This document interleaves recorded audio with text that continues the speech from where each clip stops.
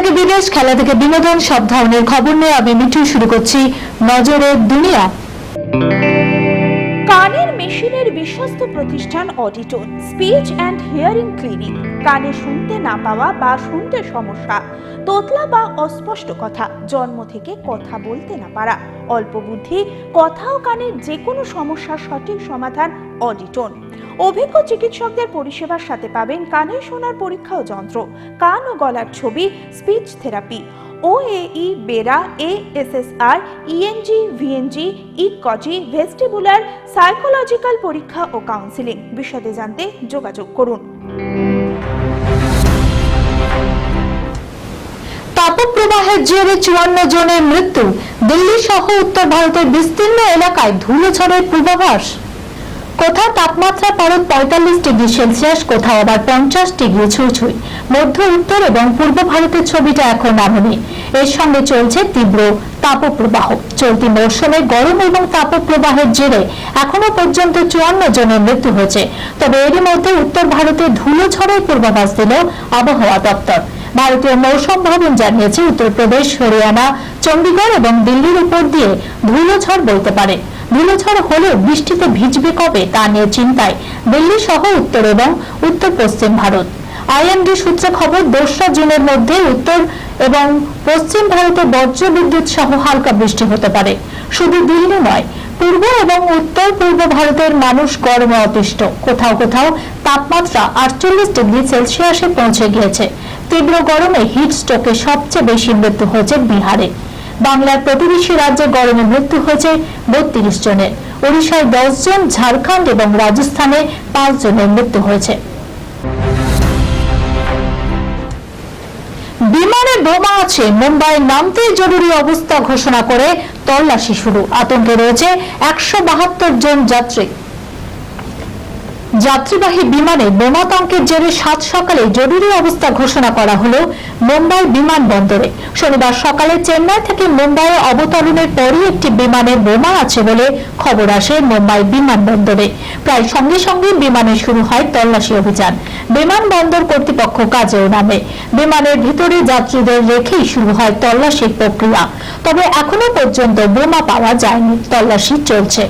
যাত্রীদের নিরাপদে বিমান থেকে নামিয়ে দেওয়া হয়েছে। বিমানটিকে রাখা হয়েছে টার্মিনালের বাইরে একটি নিরাপদ চত্বরে। ফাঁকা ফ্ল্যাটে অন্য মহিলাকে নিয়ে ফুর্তিতে মত্ত স্বামী সাংবাদিকদের সঙ্গে নিয়ে হাতে নাতে ধরল স্ত্রী।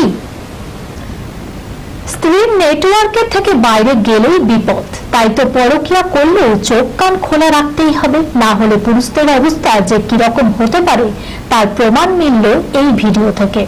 জানা যাচ্ছে 2017 সালে মিস বিশাখাপত্তনম বিজয়ী অভিনেত্রী নক্ষত্রের সঙ্গে বিয়ে করেন তেজা নামে এক ব্যক্তি, যিনি দক্ষিণী ফিল্ম ইন্ডাস্ট্রির সঙ্গে যুক্ত। 2013 সালে এক সিনেমার কাজের তেজার সঙ্গে দেখা হয় নক্ষত্র। তারপর প্রেম ও বিয়ে। ভালোই কাটছিল তাদের সংসার। কিন্তু হঠাৎই নক্ষত্র বুঝতে পারে তার স্বামী পরকীয়ার সঙ্গে যুক্ত রয়েছে। শুরু হয়েছে প্রমাণ খোঁজাও।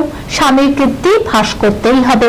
সূত্রের খবর, একদিন নক্ষত্র জানতে পারেন তার স্বামী এক ফাঁকা ফ্ল্যাটে অন্য মহিলার সঙ্গে অন্তরঙ্গ সময় কাটাচ্ছেন। সাংবাদিকদের সঙ্গে নিয়ে সেই ফ্ল্যাটে পৌঁছান নক্ষত্র। একেবারে হাতে নাতে ধরে ফেলে স্বামীকে। ক্যামেরার সামনে শুরু হয় তুমুল ঝগড়া। পুলিশের কাছে অভিযোগও জমা করেছেন স্ত্রী। তবে হাতে নাতে ধরলেও স্বামী তার সব অভিযোগ অস্বীকার করেছেন। এখন সেই ভিডিও ঘুরে বেড়াচ্ছে সোশ্যাল মিডিয়ায়।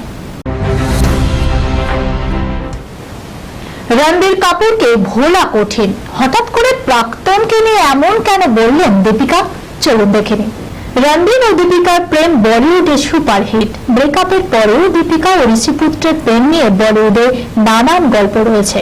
রণবীর কাপুর এখন আলিয়া ভাটের বাধ্য স্বামী ও মিষ্টি রাহার বাবা। ঠিক এরই মাঝে হঠাৎই সোশ্যাল মিডিয়ায় ঝড় তুলল দীপিকার এক পুরনো সাক্ষাৎকার, যেখানে রণবীর কাপুরের সঙ্গে ব্রেকআপের পরে সময় নিয়ে মুখ খুলে কথা বলেছিলেন দীপিকা। সেই সাক্ষাৎকারে দীপিকা জানিয়েছিলেন, রণবীরের প্রতি আমি প্রথম থেকে একটু পজিটিভ ছিলাম। হঠাৎ করে দেখতে পাই আমার প্রতি রণবীরের আচরণ বদলে যাচ্ছিল। ওকে হারানোর ভয়ও পেতাম। আসলে রণবীর আমার অন্তরে অনেকটা জায়গা জুড়ে ছিল। তাই ওর থেকে পুরোপুরি সরে আসতে প্রচুর সময় লেগেছিল। আসলে ওকে কখনোই ভুলতে পারেনি।